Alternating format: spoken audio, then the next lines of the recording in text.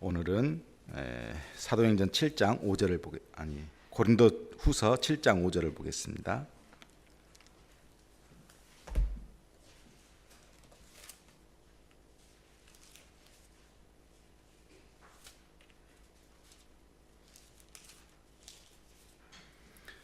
자, 우리는 쭉 지금 고린도전서 후서를 보고 이제 거의 마무리에 이르렀습니다.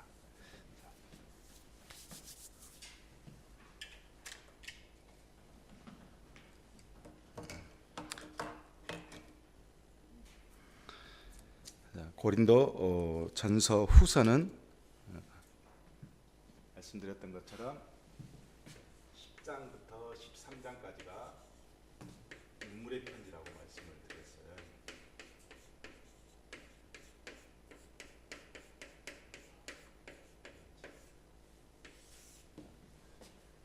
이것이 먼저 쓰였고, 그 다음 이제 1장부터 9장까지가 이제 바울의 후서가 되겠습니다. 고린도 후서가 진짜인데, 지금 이제 여기서는 바울이 사도권을 주장했는데, 나는 사도다라고 하면서 굉장히 환한 어투로 그리고 격정적인 언어를 사용해서 자신의 사도권을 변호했다면, 1장부터 9장은 자신의 사역에 대해서 이야기합니다. 왜 이런 현상이 벌어졌어요? 고린도전서에 보면 교회 안에 거짓 교사들과 율법주의자들, 이런 사람들이 고린도 교회 안에 들어와서 고린도 교인들의 영을 다 흐트러놔 버렸어요. 흐트러놓으면서 이 교회를 개척했던, 고린도 교회를 개척했던 바울을 뛰어넘지 않고서는 자신들이 그 교회를 차지할 수가 없어요. 그러니까 이 사람들이 어떻게 했냐면, 바울은 사도가 아니다 라고 해서 바울을 모함하기 시작했고, 바울이 문제 있는 사람이다, 왜 사례비를 받지 않겠느냐, 자기가 자신이 없으니까 사례비를 받지 않는다 라고 하면서 바울을 모함하니까, 바울이 화가 머리끝까지 나서 쓴 편지, 그 전에 먼저 바울이 자기가 직접 이 고린도 교회를 방문해서 자기가 이야기하려고 했던 이야기들을 하려고 했는데 고린도 교인들이 못 들어오게 해버려요. 어떻게 개척했던 자기 스승과 같은 사람을 못 들어오게 해버리니까 바울이 2차 방문 때 고린도 교회를 방문하지 못하고 돌아와요.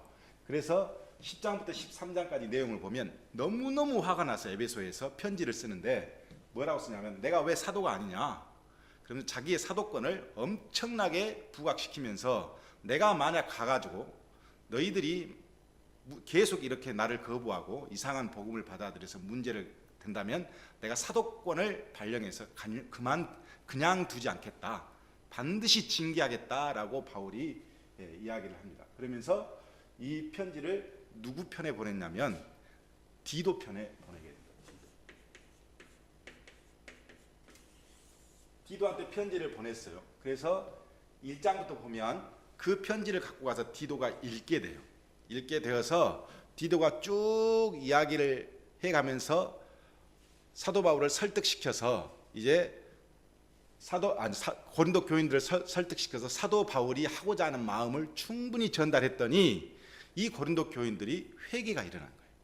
회개가 일어나서 그 사도 바울의 편지를, 고린도 후서를 1장부터 9장 내용을 다 받아들여 가지고 이제 다시 사도 바울을 만나러 갑니다. 여기 보면 이 3차로 바꿔 주실래요, 전사님? 3차 지도를 3차로. 2차죠 이거. 3차로 바꿔주세요.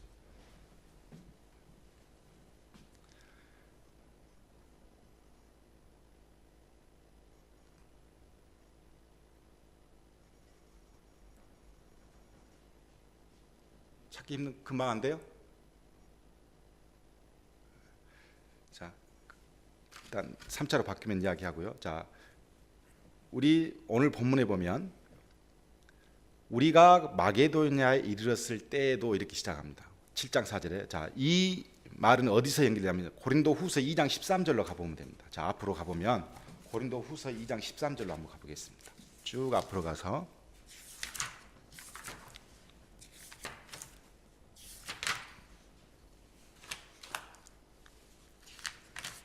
자, 자, 2장 13절에 가면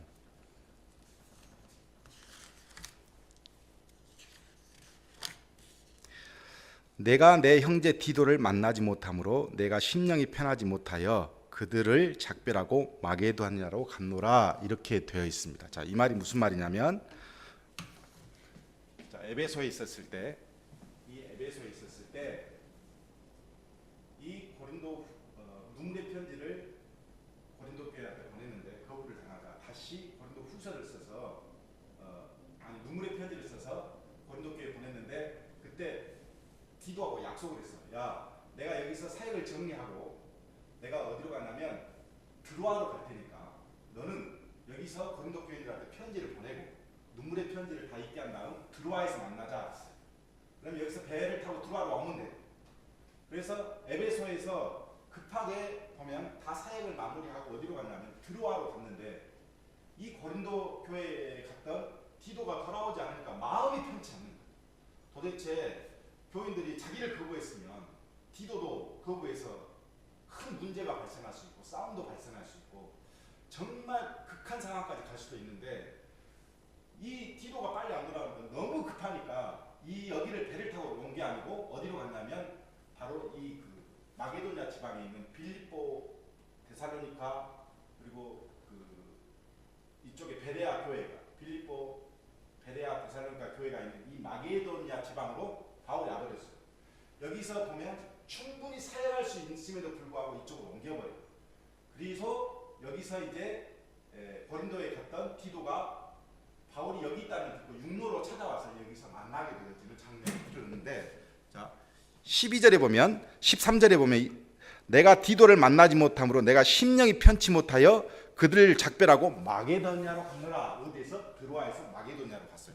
마게도냐로 가가지고 오늘 본문에 보면 7장 5절에 보면 우리가 마게도냐에 이르렀을 때에도 우리 육체가 편하지 못하였고 왜 편하지 못하였죠? 디도가 아직 건너오지 못했어.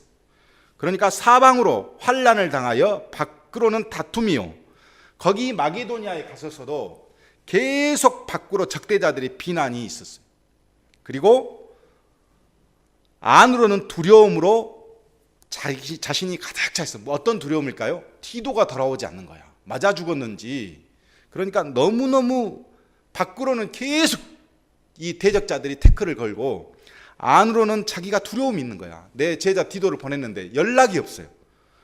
그러나 6절에 낙심한 자들을 위로하시는 하나님이 디도가 오므로 우리를 위로하였느니라. 자, 여기서 7장 5절부터 16절까지 무슨 내용이냐면 바울이 기쁨을 이야기했어요. 기쁨. 왜 기뻐했느냐? 첫 번째 기쁨이 뭐냐면 디도가 돌아왔어요. 디도가 오므로 우리가 위로를 받았다 그래요. 자, 7절에 두 번째 기쁨이 뭐냐면 오직 그가 너희에게 받은 그 위로로 위로하고 그랬어요. 무슨 말이냐면 디도가 가서 설득을 했더니 교인들이 그 말을 듣고 디도를 엄청 대접하는 거예요. 위로해서. 그 소식을 들은 바울이 디도를 위로한 그 위로로 자기가 위로를 받았어. 그래서 디도를 두 번째 디도는 디도를 통해서 위로를 받았습니다. 자, 세 번째 기쁨은 뭐냐면 너희의 사모함. 이 사모함은 어떤 거냐? 바울을 사모하는 갈망이에요. 자, 개척자 바울을 갈망하는 감과 동시에 애통함. 바울을 대적자들의 꼬임에 넘어가서 대적했던 그것을 회개하는 것을 애통이라고 했어요. 애통했어. 반성을 했어. 그리고 나를 위하여 열심 있는 것을 바울을 적극적으로 다시 만나기를 두 번째 방문을 거부했던 교인들이 이제는 오해가 풀려서 바울을 적극적으로 만나기를 원한다는 것을 우리에게 보고함으로 나를 더욱 기쁘게 하였느니라. 그래서 기뻤어요. 세 번째는 바울을 갈망. 그래서 기뻤다. 그랬어요. 자, 뒤에 보면 5절에 보면 네 번째 기쁨은 뭐라고 그러냐면 그가 너희 모든 사람이 두려움과 떨므로 자기를 영접하여. 자, 여기서는 그가 뭐냐면 디도예요. 디도. 너희 모든 사람들이 디도를 두려움과 떨므로 자기를 영접하여 순종한 것을 생각하고 너희를 향하여 그의 심정이 더욱 깊었으니, 디도가 고린도 교회를 더욱 사랑하게 되었으니 그 말을 듣고 나니까 내가 범사에 너희를 신뢰하게 된 것을 기뻐한다. 네 번째, 다시 고린도 교회를 신뢰하게 됐다. 이 네 가지 기쁨을 5절부터 16절까지 써놨다. 이렇게 보면 돼요. 자, 7절부터 다시 쭉 보면 8절부터 보면 그러므로 그랬어요. 자, 그러므로 그러니까 결국은 무슨 내용이에요? 자, 이 마게도니아에서 디도를 딱 만났더니 디도가 이제 와서 그 눈물의 편지 10장부터 13장까지의 편지를 낭독을 하면서 설명을 했던 거예요. 설명을 막 했더니 고린도 교인들이, 대적자들 또 거기는 있잖아요. 바울을 반대했던 사람들, 바울은 사도도 아니라고 말했던 사람들이 그 안에 다 끼어 있는 거야. 그 중에 어떤 한 사람은 바울이 두 번째 방문했었을 때 앞장서서 막아가지고 바울이 들어갈 수도 없었어, 교회에. 그래서 아무 말도 못하고 바울이 와버렸어. 그런데 디도가 방문을 해서, 디도는 어떤 사람이었냐면 이방인이에요. 지금 그 안에는 유태주의자들, 율법을 앞세우는 유태주의자들과 영지주의자들이 가득 차가지고 온통 교인들을 혼란에 빠뜨려 놨어. 그런데 거기에 이방인이 디도가 갔어. 그러니까 디도와 고린도 교회 교인들은 그 전에도 굉장히 관계가 깊었던 거야. 그러니까 디모데를 보냈더니 실패했어. 그래서 이번엔 바울이 디도를 보냈어. 그랬더니 디도를 보낸 그 내용을 굉장히 격정적이고 굉장히 분노한 그 내용을 받고도 교인들이 다 받아들인 거예요. 그러니까 아무리 좋은 설교 내용도, 그때 디모데는 20대 초반이야. 20살이 됐거나 못 됐거나, 이 차이, 이 어린 아이를 처음에 보내서 진정시키려고 했는데 안 되는 거예요. 그랬더니 이방인 디도를, 어떻게 보면 고린도 교회는 굉장히 이방인들이 많았어요. 자기들과 비슷한 수준, 비슷한 환경, 그리고 연륜이 있는, 그리고 자신과 친분이 있는 사람이 와서 이야기하니까 굉장히 격정적인 편지도 받아들여요. 참 이거 보면 설교를 잘하고 못하고 그렇게 중요한 것 같지 않아요. 설교를 못해도 그 안에서 가지고 있는 내용이 충분하면 받아들이는데, 아무리 말을 잘해도 그 내용이 없으면 설득이 안 되는 거예요. 어찌됐든 이 디도가 가서 했더니 사람들이 애통을 하고 바울에 대한 그 잘못되어진 생각들을 다 풀어내고, 그 다음 바울을 간절히 다시 3차 방문이 있기를 간절히 한다는 내용을 들었던 거예요. 그러면서 대적자들을 이제 나름 교회에서 정리가 된 거죠. 자, 8절에 가보면 그러므로 내가 편지로, 이 편지는 어떤 편지냐면 눈물의 편지예요. 10장부터 13장까지 있었던 눈물의 편지로 너희를 근심하게 한 것을 후회하였으나, 편지를 보내는 후회했어. 내가 이게 또 싸움 붙이는 것 아닌가, 그러면서 후회했는데 지금은 후회하지 아니함은, 왜? 이제 디도 보고를 받았으니까 그 편지가 너희로 잠시만 근심하게 한 줄을 알미라. 자, 디도가 보내준 편지를 다 읽고 바울이 1장부터 9장까지 다 써서 보낸 거예요. 써서 보낼 때는 사도권에 대해서는 이제 인정을 하니까 자신이 어떤 사역을 하고 있는가, 그 이야기를 1장부터 9장까지 다 썼죠. 그 써서 보냈는데 그것은 뭐냐면 잠시, 이게 교인들이 잠시 바울을 거부했다고 생각해. 바울은 근심하게 하는 줄을 알다. 자, 내가 지금 기뻐하는 것은 너희로 근심하게 한 까닭이 아니고 도리어 너희가 근심함으로 회개함에 이른 까닭이라. 너희가 하나님의 뜻대로 근심하게 된 것은 우리에게서 아무 해도 받지 않게 하려 하심이라. 자, 근심이 누구 때문에 생겼어요? 하나님 때문에 생겼어요. 자, 이게 굉장히 중요해요. 교회 안에 거짓 율법주의자들과 영지주의자들을, 교회를 완전히 그냥 쑥대밭으로 만들어 놨는데, 바울은 정리를 다 되고 보니, 이들이 회개했다는 말을 듣고 보니, 눈물로 애통했다는 말을 들어보니 하나님이 하셨구나 해요. 그것도. 자, 그 이유를 쭉 씁니다. 하나님의 뜻대로 근심하게 된 것은 우리에게 아무 해도 받지 않게 하려 합니다. 하나님께서 왜 그랬어요? 우리에게는 아무 해를 당하지 않게 하기다. 그러면서 10절이 굉장히 중요한 말씀이에요. 자, 하나님 뜻대로 하는 근심은 따로 있어. 마귀가 조장해서 하는 근심이 있고 하나님께서 허락되어서 하는 근심이 있는데, 바울이 뭐라고 그랬냐면 후회할 것이 없는 구원에 이르게 하는 회개를 이루는 것은, 자, 뭐야? 하나님의 뜻대로 하는 거예요. 하나님의 뜻대로 하는 근심은 후회할 것이 없는, 결국은 회개해가지고 어디에 이르게 해요? 구원에 이르게 해. 그것은 하나님의 근심이에요. 그러나 세상의 근심은 어떤 거냐면 사망에 이르게 해. 결과론적이죠. 자, 내가 어떤 근심에 빠졌어. 어떤 굉장히 교회 안에서 근심에 빠져버렸어.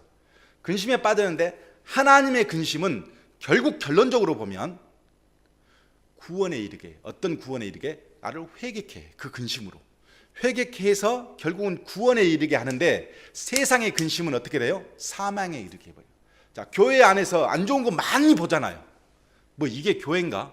할 정도로 많이 봐. 자, 그것을 보고 그것이 하나님이 주신 근심인가 사람이 주신 근심인가는 딱 바울이 말한 그대로 표현하면, 하나님이 주신 근심은 이 쑥대밭이 되고 말도 안 되는 교회의 모습을 보고 자기 믿음을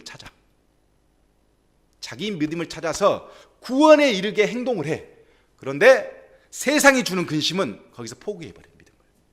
그리고 세상으로 가버려요. 내가 이런 교회를 왜 다녀? 다시는 교회 안 다녀. 이렇게 돼버려요. 바울이 하나님이 주신 근심을 구체적으로 설명을 해놨어. 11절에 뭐라고 설명? 하나님의 뜻대로 된 근심은, 자, 간절하게 하며, 이 간절하다면 헬라어로 진지하게 한다는 거예요. 그 문제를 가지고.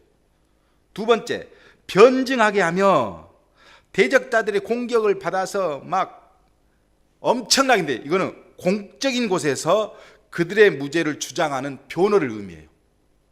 그러니까 자기 혼자 고민한 게 아니라 공적인 자리에서 변증을 해. 하나님이 주신 근심은. 세 번째는 분하게 하며, 그래요. 수치스러운 어떤 적대자들의 어떤 수치스러운 행동에 내가 의분을 느껴. 정의로운 의분을, 거룩한 분노를 느끼는 것이죠. 그리고 두렵게 하며 그랬어요. 하나님의 심판과 책망을 두려워해. 하나님이 주신 근심. 그리고 사모하게 하며 그랬어요. 뭘 사모하게 하죠? 하나님과 어떤 그 사랑과 신뢰의 관계를 굉장히 갈급하게 만들어줘. 그리고 열심 있게 해. 죄를 배척하고 더욱 가르침을 따르게 해. 그리고 벌하게 하는가. 이 말은 무슨 말이냐면 적대자들을 처분해버려. 담을 싸버려. 벌을 줘버려. 끝장을 내버려. 이렇게 하는 것이 뭐냐면 하나님의 근심. 자, 그렇다면 이것을 그대로 고린도 교회에 지금 적용했다면, 지금 디도가 와서 보고를 했을 거 아니에요. 그러면 디도가 보고한 그 고린도 교회의 현황은 어떻게 되냐면, 지금 사람들이 간절히 하나님의 말씀을 찾고 회개하고, 그리고 하나님을 두려워하고 정의로운 분노가 생겼고, 그러면서 더 열심이고, 그리고 대적자들에 대해서 벌을 내렸어. 그 상황을 그대로 바울이 나열해요. 그러니까 너희들이 그렇게 이상한 이단에 빠지고 이상한 잘못되어진 복음을 받아들이게 된 결정적인 것은 하나님이 허락하셨어. 그래서 너희 믿음이 더욱 굳건하게 돼서 결국은 바울이 말한 복음을 진지하게 받아들일 수 있도록 했으니까 이것은 하나님이 주신 근심이다. 그렇게 낙담하지 마라. 이렇게 입니다. 자, 12절에 가면 이제 그런즉 그랬어요. 내가 너희에게 쓴 것, 눈물의 편지 10장부터 13장은 그 불의를 행한 자, 바울을 대적한 자를 말하겠죠. 위한 것이 아니고, 불의를 당한 자, 바울 자신을 위한 것도 아니고, 오직 우리를 위한 너희의 간절함이 하나님 앞에서 너희에게 나타내려 한다. 이 말이 무슨 말이에요? 복음이 바른 뜻이 무엇이고 복음의 진리가 무엇인가를 나타내기 위해서 이루어진 일들이에요. 그 대적자를 징계하기 위해서 있었던 일도 아니고, 바울을 더 높여주기 위해서 그런 것도 아니야. 무엇 때문에 그래? 복음이, 참 복음이 무엇인가를 나타내게 하기 위해서 하나님께서 하신 것이다. 이렇게 바울이 결론을 내렸어요.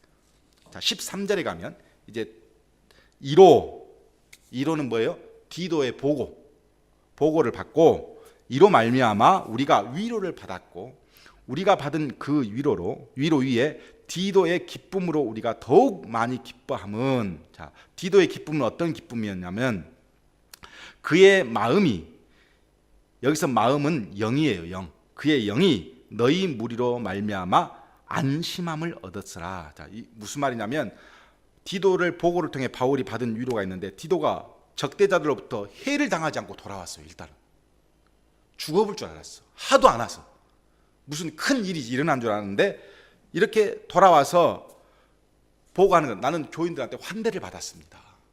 그리고 잘 정리돼서 교인들이 회개했습니다. 그리고 바울 선생님을 다시 세 번째 만나기를 갈망하고 있습니다. 이 말로 너무 자기 근심이 안심이 되어서 너무 기쁘다는 거예요. 그리고 14절에 이렇게 표현해요. 내가 그에게 디도에게 너희를 위하여 자랑한 것이 있더라도 부끄럽지 아니하니. 자, 디도를 보낼 때 바울이 에베소에서 어떻게 보냈냐면 야, 고린도 교회가 지금 문제가 있는데 네가 좀 갔다 와라. 디도가 왜 모르고 있어요. 고린도 교회 사정을 너무 잘 아는 친분이 있으니까. 근데 고린도 교회는 사실 그렇게 나쁜 교회가 아니야. 성도들도 좋은 교회고 자랑을 했어. 디도한테. 왜? 디도를 보내야 되니까. 이게 어떻게 보면 바울이 약간 디도를 속인 면이 있죠. 지금 이 흥분된 교회를 바울이 자랑을 했어. 디도 고린도 교회 괜찮은 교회야. 이렇게 자랑을 했는데 디도가 가서 무슨 병고를 당했거나 안 좋은 일이 계속 발생했으면 바울이 얼마나 민망해요. 자기 제자를 보냈는데. 그런데 그렇지 않고 결과가 너무 좋으니까 내가 그에게 너희를 위하여 자랑한 것이 부끄럽지 않고 자랑한 것이 참되었다. 이렇게 결론을 내리는 거예요. 그리고 네 번째 기뻐하는 모습이 나오는데 디도가 너희 모든 사람들 두려움과 떨므로 자기를 영접하여 순종한 것을 생각하고 너희를 향하여 그의 심정이 더욱 기뻤다. 옛날에도 고린도 교회를 끔찍하게 생각했던 디도가 이번 일을 통해서 더욱더 고린도 교회를 사랑하게 되었어. 더 깊어졌어. 그래서 내가 범사에 너희를 신뢰하게 된 것을 기뻐하노라. 자, 신뢰라는 말을 썼어요. 신뢰. 왜 마지막 여기다가 신뢰를 썼을까? 그 다음 뭐 하기 위하면 헌금 이야기 하려고 그래. 자, 이 과정이 굉장히 중요해요. 신뢰해 하니까 헌금 이야기를 할 수 있잖아. 신뢰하지 못하면 헌금 이야기를 못해. 고린도 교회를 자 교회가 굉장히 어려울 때 제가 목사예요. 목사인데 옆에 집에 우리 교인 한 사람이 곧 죽어가는데 돈이 필요해. 목사 입장에서 도움을 좀 요청해야 돼. 그럴 때 교인들 놔두고 아무나 할 수 없잖아. 누구를 위해요? 신뢰할 수 있는 사람한테 하는 거예요. 근데 바울이 마지막 신뢰란 말을 꺼낸 이유는 뭐냐면 그 다음 헌금 이야기 하기 위해서예요. 자, 그 다음으로 딱 돌아가면 헌금 이야기가 딱 나옵니다. 여기서 신뢰는 완전한 신뢰를 의미해요. 그냥 신뢰가 아니라 완전하게 이제 신뢰하게 되었으니 그러면서 8장에 가면 헌금 이야기를 하는데 자, 재밌는 이야기가 여기서 등장합니다. 자, 제일 여기서 8장의 헌금 이야기는 무슨 이야기냐면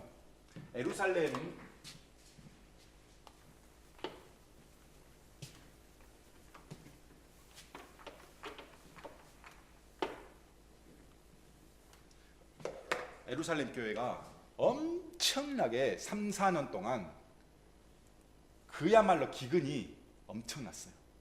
그러다 보니까 에루살렘 교회의 담임 목사였던 이 예수님의 동생 야고보가 목회를 하고 있는데 너무너무 어려워. 교인들이 막 이 배고파서 어쩔 줄 몰라. 그때 안디옥에 있었을 때 돈을 모아서 안디옥 교회에서 이 에루살렘 교회에 돈을 가지고 가서 그 교인들을 도왔어요.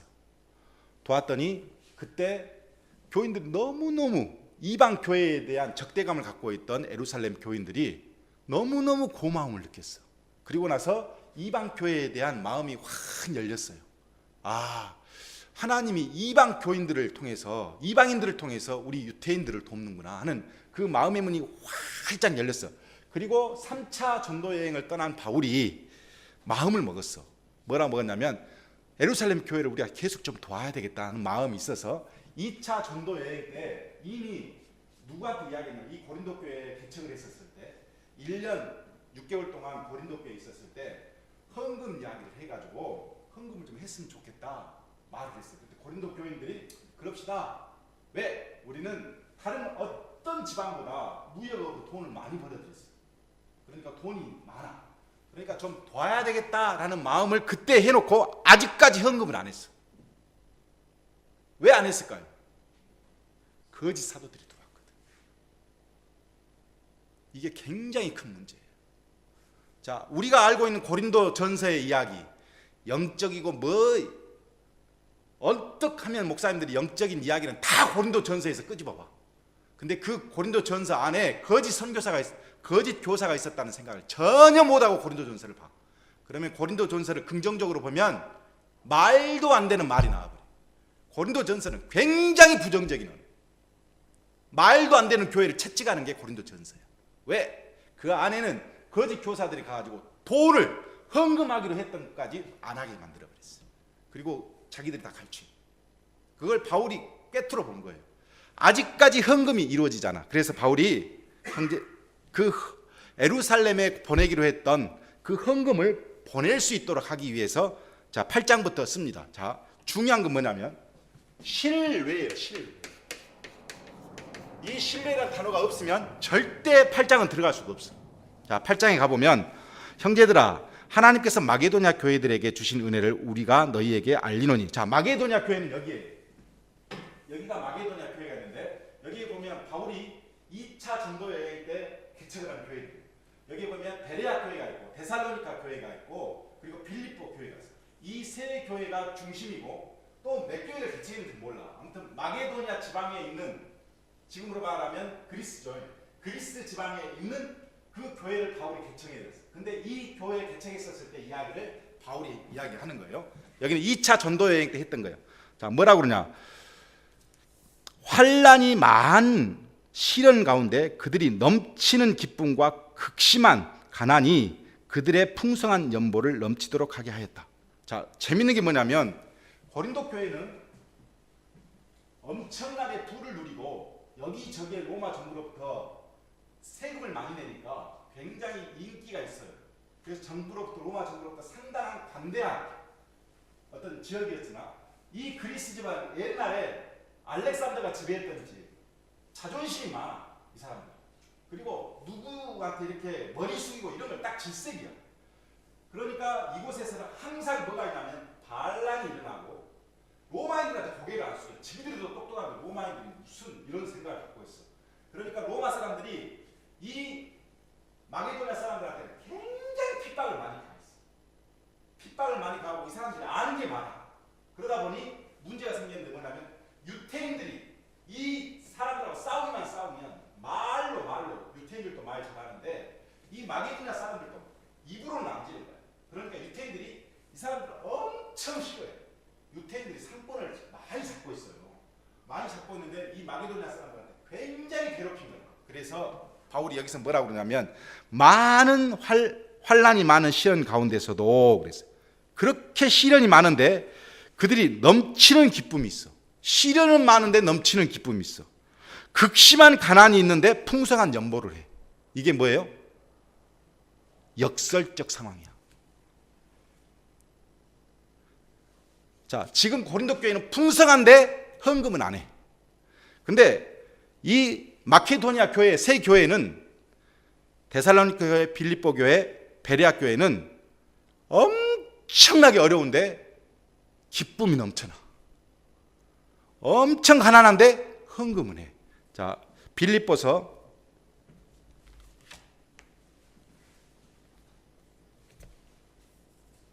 4장 15절 한번 보시게요. 빌립보서 4장 15절에 바울이 뭐라 그랬는가?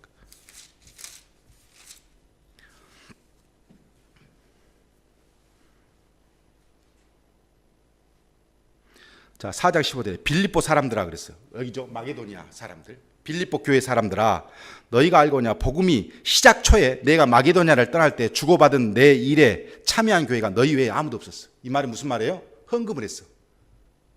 아무도 헌금 안 하는데 뜬금없이 빌립보 교회가 헌금을 한 거야. 당신의 사역을 좀 돕고 싶다. 그리고 데살로니카에 갔어. 데살로니카에 있을 때에도 너희가 한두 번뿐만 아니라 여러 번 나한테 쓸 것을 내어줬어. 누가? 빌립보 교회가. 엄청나게 가난한 교회가. 자, 그러면서 하는 말, 내가 증언하노니 그들이 힘대로란 말은 소득 수준을 고려한 적당한 분량이에요. 소득 수준을 고려한 적당한 분량으로 할 뿐 아니라 힘이 지나도록 자원하여, 힘이 지나도록 했어. 이 말은 뭐냐면 적절한 수준 이상으로. 근데 뭐 어떻게 해요? 자원해서 했어. 이 은혜와 성도 섬기는 일에 참여함에 대하여 우리에게 간절히 구하니 그랬어. 자, 간절히 구하니 뭐냐? 마게도냐 교회는 연보함에 있어서 전적으로 그들의 자율 의지에 의해서 했어. 바울이 주란 말도 안 했어. 헌금해야 된다는 말도 안 했어. 근데 은혜를 받더니 기쁨이 넘쳐나더니 전도하시는 그 길에 우리가 좀 보탬이 되고 싶다 하면서 자발적으로 간절히 바울한테 구해서 바울이 참여하도록 했어. 자, 5절. 우리가 바라던 것뿐 아니라 그들이 먼저 자신을 주께 드리고, 자, 성금 순서가 뭐예요? 자신을 먼저 하나님께 드리고, 동기가 헌금을 한다는 것은 먼저 자신을 하나님께 드리는 마음이 있어야 되고, 그 다음 하나님의 뜻을 따라 우리에게 주었다 그랬어. 마게도냐 교회는 형식적인 어떤 모양이나 체면 유지를 위해서 헌금을 한 게 아니에요. 위선적인 헌금이 아니야. 충분히 기쁨이 넘쳐나서 숭고한 믿음 위에 헌금을 했어. 자, 이 정신을 설명한 이유가 뭘까? 고린도 교회는 그러지 않았다는 거예요. 자, 이 마게도니아에 준 헌금으로 개척한 교회가 어디 교회예요? 고린도 교회예요. 미칠 일이에요. 저 어렵고 힘든 교회가 바울한테 돈을 줘서 바울이 고린도 교회를 개척한 거예요. 그래서 바울이 뭐라고 하냐? 그러므로 이제 연보를 구제 헌금을 이제 고린도 교인들한테 부탁하려고 우리가 디도를 권하여 그가 이미 너희 가운데서 시작하였으니 이미 시작했었어. 언제? 디도에 나와요. 이미 시작했어. 이 은혜를 그대로 성취하게 하라.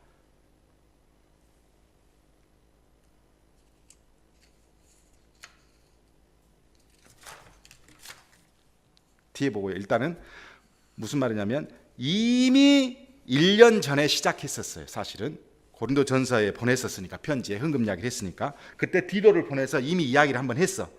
그러면서 8절에 뭐냐면 내가 명령으로 하는 말이 아니다. 오직 다른 이들의 간절함을 가지고, 다른 이들의 간절함은 누구요? 마게도니아 교회의 모범을 가지고 그들이 간절하게 헌금한 것을 가지고 너희의 사랑의 진실함을 증명하고자 함이로다. 이 말이 굉장히 중요한 말입니다. 자, 바울은 뭐라고 생각했냐면 너희들이 믿음이 회복됐고 내가 완전히 신뢰할 만큼 정상적인 그리스도인이 되었다면 마게도니아 교회 교인들처럼 기쁨이 넘쳐나야 되고 나도 모르게 하나님께 드려야 되겠다는 마음이 넘쳐나. 그래서 그 마음을 이제는 어떻게 해요? 증명해야 돼. 뭘로? 헌금으로. 그렇게 써놨어. 자, 그러면서 9절. 우리 주 예수 그리스도의 은혜를 너희가 알거니와 부요하신 이로써 너희를 위하여 가난하게 되심은. 자, 굉장히 충격적인 말이 나옵니다. 예수님께서 성육신 사건, 하나님의 아들로 계시다가 이 땅에 오신 이 사건을 뭐라고 하냐면 부요하신 이로써 너희를 위하여 가난한 자 되심이라. 그래서 예수님의 자기 비하라고 그래요. 그리스도의 자기 비하, 신학적인 용어로 자기 비하를 그의 가난함으로 말미암아 너희를 부요케 하려 함이라. 예수님께서 성육신이 되어서 무엇을 했어요? 우리를 부요하게 했어. 이것은 돈 이야기예요? 영적인 이야기예요. 돈 이야기 하다가 갑자기 영적인 이야기를 해. 결국은 바울이 말하는 돈이라고 하는 것은 뭐냐면 영적인 것도 섞였다니까요. 여러분 돈 쓰는 거 봐봐. 내가 지난주에 고백했지만 돈 있으면 다 아들한테 쓴다니까요. 아들은 10만 원짜리 사주라고 사주는데 우리 부모님이 10만 원 이야기하면 드리기가 힘들어. 이게 뭔 이야기야?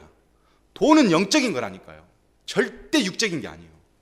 자, 그러면서 하는 말 10절에 이 일 연보에 관하여 나의 뜻을 알리노니, 이 일, 위에 이 일은 연보지만 밑에 이 일은 바울의 뜻이에요. 나의 뜻.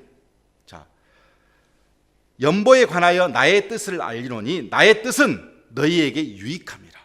너희가 1년 전에 행하기를 먼저 시작할 뿐만 아니라, 자, 1년 전에 이미 헌금하기로 계획을 해놨어. 그런데 원하기도 하였은즉 1년 전에 너희들이 뭐라 그랬냐면 헌금을 하겠다. 그리고 그렇게 결단을 했어. 그런데 11절에 이제는 하던 일을 성취할지니, 이제는 그 했던, 과거에 하려고 했던 그것을 성취해라. 그리고 마음에 원하던 것과 같이 완성하되 있는 그대로 하라. 있는 그대로, 가진 것을 따라서라는 뜻을 가지고 있어요. 그래서 자원하는 마음으로 그 앞에 마게도냐 교회들처럼 그렇게 해라 말이에요.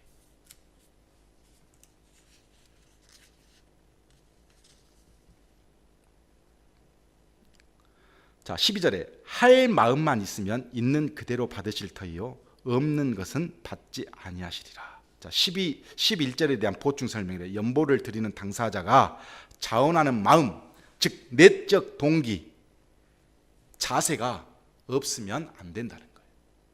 그럼 아무 의미 없는 헌금이요. 자, 제가 뭘 이야기했죠? 신뢰.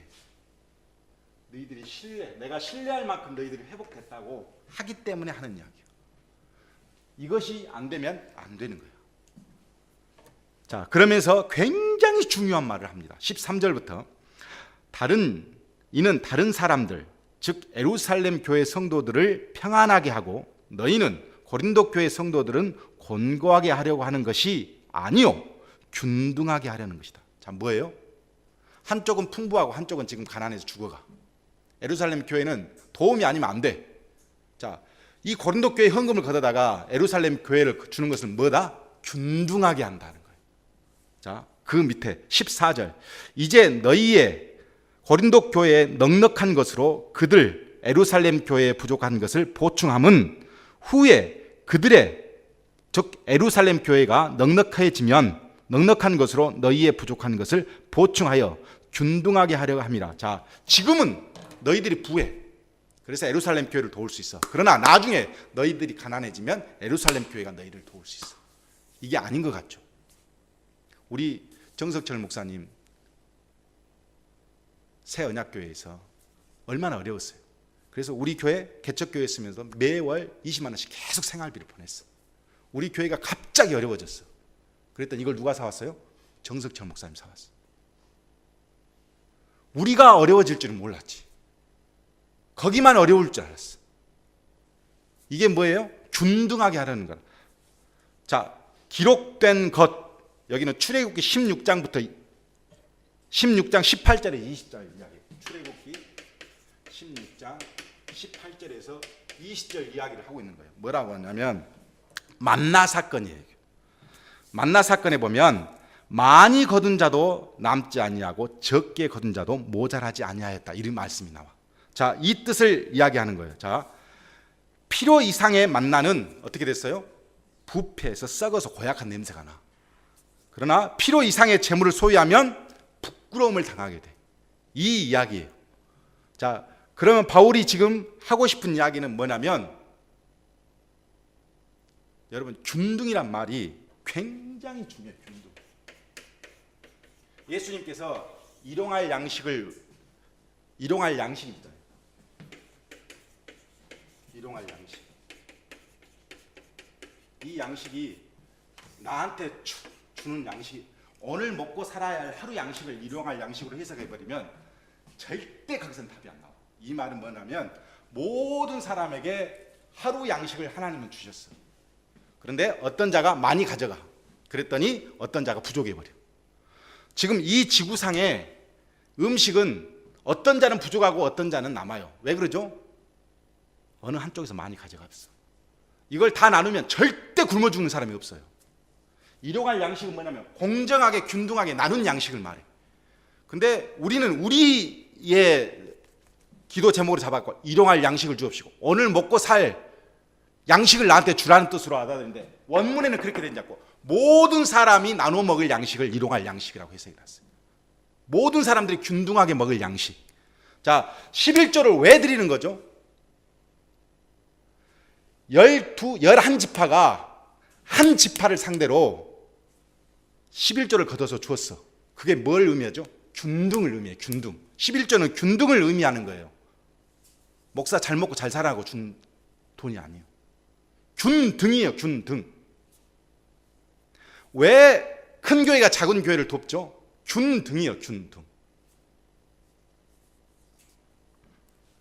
자, 그러면서 바울이 16절에 너희를 위하여 같은 간절함을 디도의 마음에도 주시는 하나님께 감사한다. 이 말은 간절함은 어떤 간절함이냐면 세 번역에는 여러분을 위한 나의 열정과 똑같은 열정을 이렇게 해석해 놨어요. 결국 영적인 성장에 대한 간절한 바울의 마음이 있는데 그 마음을 똑같이 누가 갖고 있냐면 디도가 갖고 있어.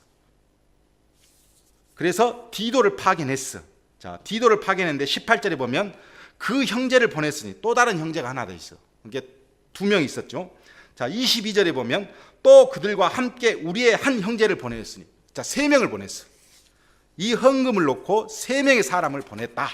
자, 그러면서 바울이 뭐라고 설명하냐면 디도에 대해서 디도의 마음에도 주시는 하나님께 감사한다. 나와 똑같은 열정을 갖고 있는 디도가 헌금을 이제 이 고린도 후서 1장부터 9장 내용과 함께 헌금을 거두러 가.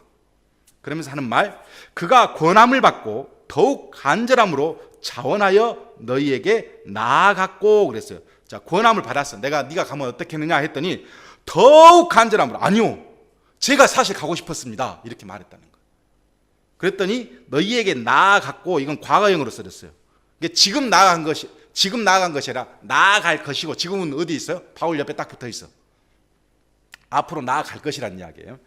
그리고 또 그와 함께 그 형제를 보냈으니, 다른 사람을 보냈어. 이 사람은 어떤 사람이냐면 복음으로써 모든 교회에 칭찬받는 자요. 복음을 전하는 일로 모든 교회에 칭찬을 받는 자. 어디서 칭찬받았을까요? 데살로니가 교회, 빌립보 교회, 베레아 교회, 이 마게도냐 교회에서 무지 칭찬받는 사람이야. 그러면 이 사람은 어떤 사람입니까? 이뿐 아니라 그는 동일한 주의 영광과 우리의 원, 이 원은 열심이라고 써놓으세요. 우리의 열심을 나타내기 위하여, 하나님의 영광과 우리의 열심을 나타내기 위하여 여러 교회의 택함을 받아. 여기서 여러 교회는 데살로니가 교회, 베레아 교회, 그리고 빌립보 교회. 우리가 맡은 은혜의 일로 우리와 동행하는 사람입니다, 이렇게 이야기를 해요. 자, 그대로 놔두고 사도행전 20장을 봅니다. 사도행전 20장. 자, 이때 바울이 이야기를 해요. 자, 20장. 소요가 그침에 바울은, 사도행전 20장에 이렇게 되어 있어요. 1절에 소요가 그침에 바울은 제자들을 불러 구원한 후에 작별하고 떠나 마게도냐로 가니라 그랬어요. 마게도냐다. 아까처럼 그랬죠. 여기서 마게도냐로 갔다고 이야기했지만 사실은 드로아에서 디도를 만나기로 했는데 사도행전의 기록 때는 마게도냐로 바로 갔다고 했어요. 자, 마게도냐로 갔는데 그 다음 그 지방에 다녀가며 여러 말로 제자들에게 권하고 헬라에 이르러, 헬라는 어디죠? 고린도 교회를 헬라야. 여기는 헬라라고 합니까? 아가야 지방을 고린도 교회를 헬라라고. 그러니까 마게도냐에서 헬라로 왔어요. 고린도 교회 왔다는 거죠. 자, 와서 3개월 동안 있다가, 자, 여기서 디도를 보내가지고 헌금을 좀 거둬라. 그리고 고린도 후서 1장부터 9장까지 편지를 주고 헌금을 거둬라 보냈어. 보내고 자기는 여기서 복음 사역을 정리한 다음에 다시 고린도 교회 와서 여기서 몇 개월 머물렀다고요? 3개월을 머물렀다. 그런데 10장부터 13장까지 내용을 그렇게 성기를 막 내고 내가 가면 너희들 가만 안 둔다 해놓고 편지를 붙여놓고 헌금 이야기에서 걷어갖고 올 수 있을까요? 천만의 말씀. 절대 그렇게 못해. 그러니까 이 편지가 눈물의 편지라는 이야기를 그래서 하는 거예요. 자, 그런데 재밌는 것은 뭐냐면 그때 함께 간 사람들이 4절에 보면 아시아에까지 함께 가는 자는 베레아 사람 브로의 아들 소바더, 데살로니가 사람 아리스다고, 세균도, 더베 사람 가이오, 디모데, 아시아 사람 두기고, 뭐 이렇게 쭉 나오는데, 일단 베레아 사람 소바더, 데살로니카에서 온 사람 아리스다고, 세군도, 이 셋 중에 2명이 뽑혔을 거라고 생각해. 함께 움직인 사람을 적어놓은 거 보면. 그러면 여기서 말한, 다시 본문으로 돌아와서 여기서 교회에 함께 방문했던 첫 번째 사람은, 그 형제는 이 세 사람 중에 한 사람이었을 거예요.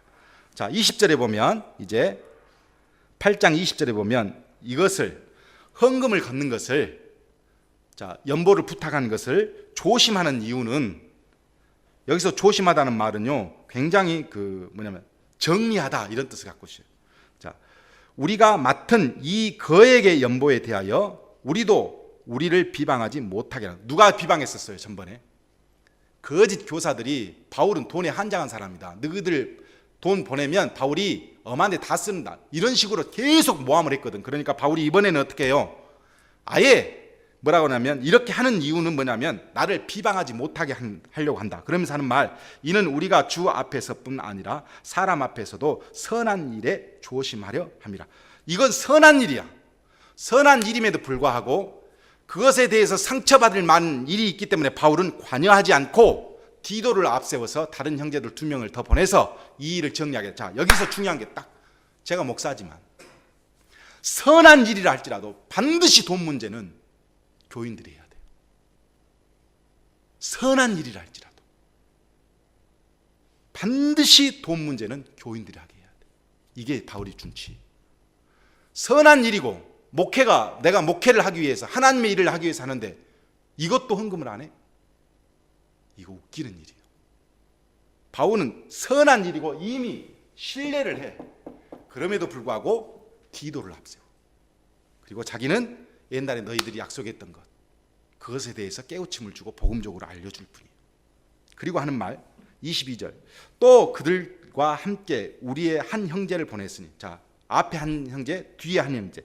이 사람은 어떤 사람이냐? 우리는 그가 여러 가지 일에 간절한 것을 여러 번 확인하였거니와 이제 그가 너희를 크게 믿음으로 더욱 간절하거니. 이 사람은 고린도 교회에 대해서 굉장히 애착을 가지고 있는 사람이야. 간절함을 가지고 있는데 그걸 여러 번 확인했어. 그런데 이번 일을 통해서 더욱 간절한 믿음을 가지고 있어, 고린도 교회에서. 그러니까 이 사람들을 구성해서 고린도 교회의 구성원들이 이렇게 딱 정해졌어, 세 사람을. 그러면서 하는 말, 디도로 말하면, 수장으로 보낸 디도로 말하면 나의 동료고, 제자잖아요. 그런데 동료라고 그래. 그러면서 동료요, 너희를 위한 나의 동역자다 그랬어요. 그리고 이 2명이 형제도로 말할 것 같으면 여러 교회의 사자들, 선택된 자라는 거죠. 그럼 여러 교회는 어떤 교회일까요? 데살로니가 교회, 빌립보 교회, 베레아 교회. 이 세 교회에서 선택된 자들이고 그리스도의 영광이다.